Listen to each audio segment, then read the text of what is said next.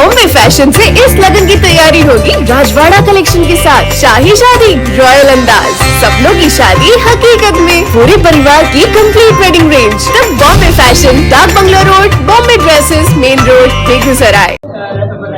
सफलता का जो बात आप लोग कर रहे हैं उसको लेकर के कल आपने लिखा सोशल मीडिया पर भी, कुछ लोग ऐसे वरिष्ठ लोग हैं जिनको की सफलता से वो हो रहा है, दिक्कत हो रहा है। कौन लोग हैं, नाम बता दीजिए। जिनका नाम माजी भी लगातार सवाल खड़े कर रहे हैं।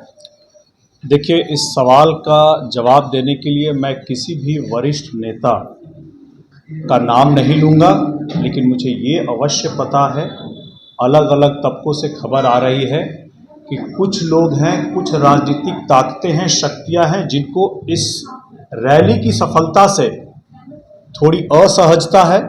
इस रैली की सफलता से उन लोगों को इस बात की आशंका है कि चिराग पासवान जी, जो पूरे बिहार को साथ में लेकर के चलना चाहते हैं, उनसे आगे निकल रहे हैं। हमारी पार्टी, हमारे नेता अपने एजेंडा पर, गठबंधन के एजेंडे पर आगे बढ़ रहे हैं और उसको लेकर के हम लोग आगे भी अपनी पार्टी के कार्यक्रमों के हिसाब से बिहार के लोगों के समृद्धि और विकास के लिए बात करते रहेंगे। ऐसे जो भी लोग ऐसी आशंका रखते हैं, वो लोग आने वाले चुनावों में भी अपनी कुछ सीटों पर अपनी दावेदारी देखते हैं। तो क्या मेरा सीधा प्रश्न उनसे ये होगा कि क्या आपकी चुनाव की तैयारी गठबंधन में रहते हुए आप गठबंधन के धर्म को पालन नहीं करेंगे? क्या अगर आपकी मांग 10, 20 या 30 सीटों की है तो आपकी तैयारी क्या सिर्फ 10, 20 और 30 सीटों पर रहेगी? आप खुद को गठबंधन के बड़े नेता कहते हैं और आपकी तैयारी तो पूरे के पूरे 243 सीटों पर होनी चाहिए। जैसे प्रधानमंत्री नरेंद्र मोदी जी ने चुनाव के वक्त कहा था कि मेरी तैयारी, और नरेंद्र मोदी जी पूरे के पूरे 543 सीटों पर चुनाव लड़ेंगे। उसी तरह से मेरा नेता ने भी कहा है, चिराग पासवान जी ने कहा है कि मेरी तैयारी और मैं चुनाव पूरे 243 सीटों पर लड़ूंगा। तो क्या गठबंधन के बाकी जो वरिष्ठ नेता हैं, जो ऐसे सवाल खड़ा कर रहे हैं, जिनको असहजता हो रही है, क्या अपनी सीमित सीटों पर ही अपनी चुनाव की तैयारी रखे हुए हैं? क्या गठबंधन के सहयोगियों को हराने का लक्ष्य लेकर चल रहे हैं?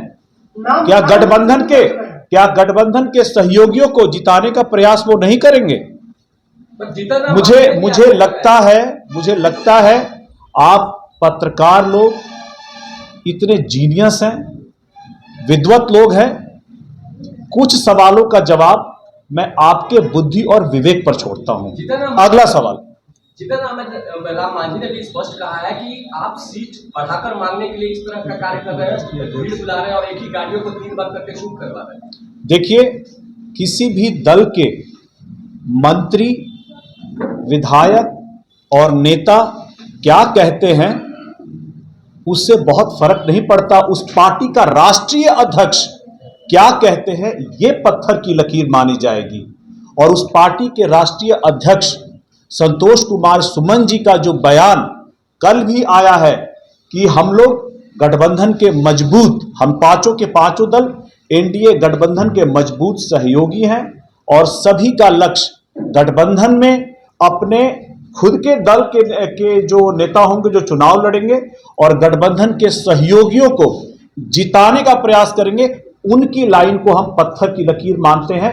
किसी भी विधायक, मंत्री या केंद्रीय मंत्री की लाइन को फिर हम अहमियत उस पार्टी के राष्ट्रीय अध्यक्ष के बयान के सामने नहीं देते हैं। वक्त आने पर बता देंगे जनता किसके साथ है। जितना मांझी ने ऐलान किया है, वक्त आने पर बता देंगे। आपके सवाल का मैं जवाब दे चुका हूं। अरुण जी, कहीं बहुजनों के नेता बनने की होड़ में कहीं ये टकराव तो नहीं हो रही है? देखिए, यहां बहुजनों के नेता बनने की होड़ नहीं लगी हुई है।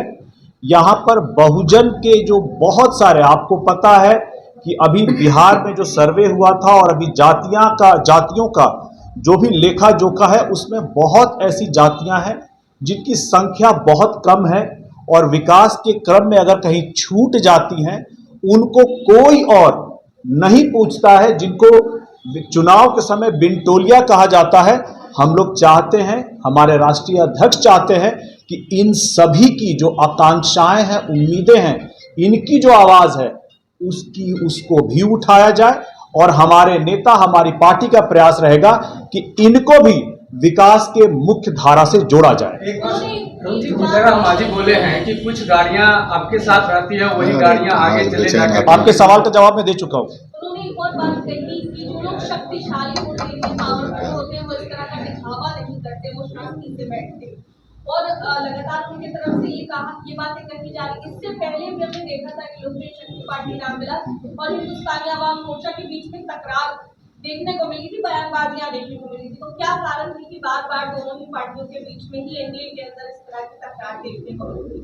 देखिए, ये कल भी इस बात का मैंने अपने ट्वीट के माध्यम से जवाब दिया था कि जो संघर्षशील समाज होता है उसको हमेशा संघर्ष करना पड़ता है, उसको मेहनत करनी पड़ती है। और जो लोग मजबूत होते हैं वो लोग संघर्षशील समाज का तिरस्कार करके घर में आराम फरमाते हैं। बहरहाल आपकी इस बात का जवाब इसमें छुपा है जो मैंने पहले दिया कि पार्टी के राष्ट्रीय अध्यक्ष के द्वारा दिए गए बयान को हम लोग पत्थर की लकीर मानेंगे। हम लोग संतोष कुमार सुमन जी, आदरणीय केंद्रीय मंत्री, माननीय केंद्रीय मंत्री संतोष कुमार सुमन जी के जो बयान है राष्ट्रीय अध्यक्ष के तौर पर, उसको पत्थर की लकीर मानेंगे। हम लोग किसी और ने जो वरिष्ठ केंद्रीय मंत्री, विधायक या बिहार मंत्री जो उन्होंने कोई भी बयान दी है उसको फिर हम अहमियत नहीं देंगे, हम राष्ट्रीय अध्यक्ष के बयान को पकड़ेंगे। भारतीय जी चिराग जी कहते हैं बिहार फर्स्ट, बिहारी फर्स्ट, लेकिन अभी अनुसूचित जाति आयोग बना, उसमें चिराग जी के जीजा जी को बना दिया गया, सांसद को भेजा था तो आपको भेजा गया। तो विपक्ष आरोप लगा रहा है कि चिराग जी के लिए परिवार फर्स्ट हो गया है। खूबसूरत बंधन के लिए खूबसूरत गहने सिर्फ केपी चंद ज्वेलर्स में। Wedding jewellery, mangalsutra, chain, ring, भारी दिखने वाले गहने कम वजन में, पूरे मार्केट से सस्ते मेकिंग चार्जेस पर। काली मंदिर के सामने, बेगूसराय।